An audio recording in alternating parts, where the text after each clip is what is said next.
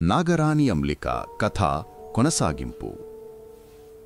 ఈ లోపల గోతిలో చిక్కుకుపోయిన హసీబ్ తన అనుచరులు తనను పైకి లాగే ఉద్దేశంతో లేరని గ్రహించి పైకి ఎక్కడానికి పట్టు దొరుకుతుందేమోనని గోతి చుట్టూ ఉన్న గోడలకు గొడ్డళ్లతో గుంటలు కొట్టడానికి ప్రయత్నించాడు. కాని చుట్టూ ఉన్నది గట్టి రాయి కావడం చేత ఆ పని సాధ్యం కాలేదు. అతడు హతాశుడైపోయి తనకు ఆ గోతిలో చావు తప్పదనుకుంటుండగా ఒక రాతి నెర్రలో నుంచి ఒక పెద్ద మండ్రగప్ప అతనికేసి వచ్చింది. అతను దాన్ని గొడ్డలితో కొట్టి చంపేశాడు. అతను ఆ నెర్రను పరిశీలించి చూసేసరికి అవతలి నుంచి వెలుగు కనిపించింది.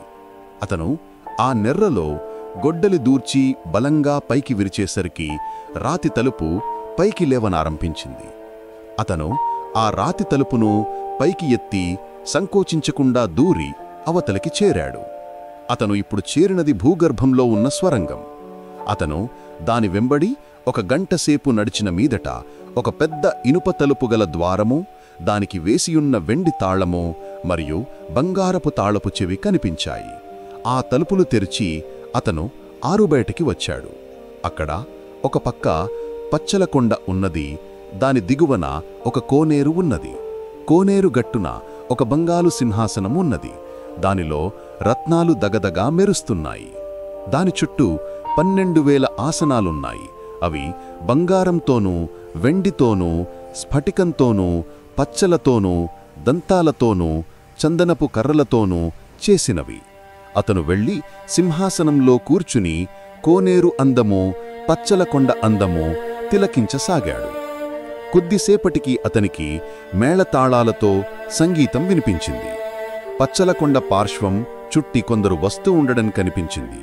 వాళ్లు నడుస్తున్నట్టు అతనికి అనిపించలేదు, జారుతూ వస్తున్నట్టు కనిపించారు. చాలా దూరంగా ఉండడం చేత వాళ్ల ఆకారాలు అతనికి సరిగ్గా తెలియరాలేదు. కాని వాళ్లు దగ్గరకు వచ్చినాక వాళ్లు అందరూ అపురూప సౌందర్యం గల స్త్రీలని, అయితే వాళ్ల దిగువ భాగాలు పాములలాగా ఉన్నాయని అతను తెలుసుకున్నాడు. వారి కంఠస్వరాలు చాలా మధురంగా ఉన్నాయి. వాళ్ళు గ్రీకు భాషలో ఎవరో రాణికి సంకీర్తనలు పాడుతున్నారు. ఆ రాణి మాత్రం కనిపించలేదు. ఇంతలో కొండ పార్శ్వం వెనక నుంచి 4 స్త్రీలు ఒక విశాలమైన బంగారు పళ్లన్ని తమ చేతుల మీద ఎత్తిపట్టుకుని వచ్చారు. ఆ పళ్లం మీద రాణి చిరునవ్వులు నవ్వుతూ కూర్చుని ఉన్నది. వాళ్ళు సింహాసనం కేసి వస్తుండడాన్ని చూసి హసీబ్ చప్పున లేచాడు. నాగస్త్రీలు తమ రాణిని ఆ సింహాసనం మీద కూర్చోబట్టి ఆమె దుస్తులు చక్కదిద్ది ఆమె వెనకగా నిలబడ్డారు. మిగిలిన నాగస్త్రీలందరూ తలా ఒక ఆసనాన్ని అలంకరించారు. రాణి అతి శ్రావ్యమైన కంఠంతో గ్రీకు భాషలో ప్రసంగించింది.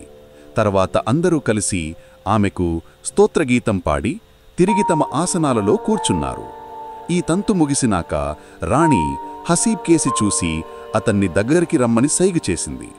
కొంచెం కంగారు పడుతూ అతడు సింహాసనాన్ని సమీపించాడు. రాణి అతన్ని కూర్చోమని ఇలా చెప్పింది: పాతాళానికి వచ్చిన నీకు స్వాగతం. నీ అదృష్టం కొద్దీ నీవు ఇక్కడికి రాగలిగావు. నీకేం భయం లేదు. నీ పేరేమిటి? నేను రాణి యంలికాను. ఈ నాగస్త్రీలందరూ నా ప్రజలు. నువ్వెవరో ఇక్కడికి ఎలా వచ్చావో చెప్పు. ఇది చలికాలం, నేనుండే చోటు. నా వేసవి నివాసం ఖాఫ్ పర్వతం అని అన్నది. హసీబ్ ఆమెకు ప్రణామం చేసి ఆమెకు కుడిపక్కన ఉన్న పచ్చల కుర్చీలో కూర్చున్నాడు. అతను ఆమెతో ఇలా అన్నాడు: నా పేరు హసీబ్, డానియల్ గారి కుమారుణ్ణి. ఆ మహాజ్ఞాని గతించారు. నాకు గొప్ప వ్యాపారిని కావడానికి, మహాపండితుని కావడానికి అవకాశముండి కూడా కట్టెలు కొట్టి జీవించడంలో సంతృప్తి చెందాను. ఎందుకంటే ఆ వృత్తిలో కొండలలోనూ అడవులలోనూ తిరుగుతూ స్వచ్ఛమైన గాలి పీల్చవచ్చు. తర్వాత తన ఆఖరి అనుభవం తాను ఆ ప్రాంతానికి ఎలా వచ్చింది రాణికి వివరంగా తెలిపాడు. అతని కథ విని రాణి యంలిక చాలా సంతోషించి, హసీబ్, నువ్వు ఎప్పుడు భోజనం చేశావో నీకు బాగా ఆకలి అవుతూ ఉండాలి అని ఒక నాగస్త్రీకి ఒక సంజ్ఞ చేసింది. ఒక స్త్రీ ఒక బంగారు పాత్రలో ద్రాక్ష పండ్లు, దానిమ్మ పండ్లు, యాపిల్ పండ్లు, రకరకాల పప్పులు, తాజా అరటి పండ్లు తెచ్చింది. నువ్వు మా వెంట 1 వారం 10 రోజులు ఉండవలసి వస్తుంది. నీకు కాలక్షేపం కలగడం కోసం ఒక కథ చెబుతాను. నీవు మీ లోకానికి తిరిగి వెళ్లేటప్పుడు ఈ కథ నీకు ఉపకరిస్తుంది అన్నది. అని ఆమె హసీబ్కు తన 12,000 మంది నాగస్త్రీలకు కథ చెప్పడం ప్రారంభించింది. ఆ కథ ఏంటి? ఆ కథ హసీబ్కు ఎలా ఉపకరిస్తుంది? తరువాయి భాగంలో తెలుసుకుందాం. ఈ కథ నచ్చితే లైక్ చేసి సబ్స్క్రైబ్ చేసుకోండి. బెల్ ఐకాన్ క్లిక్ చేయండి. ఆల్ సెలెక్ట్ చేసుకోండి. మా కొత్త వీడియోలు మిస్ అవ్వకండి. ధన్యవాదాలు.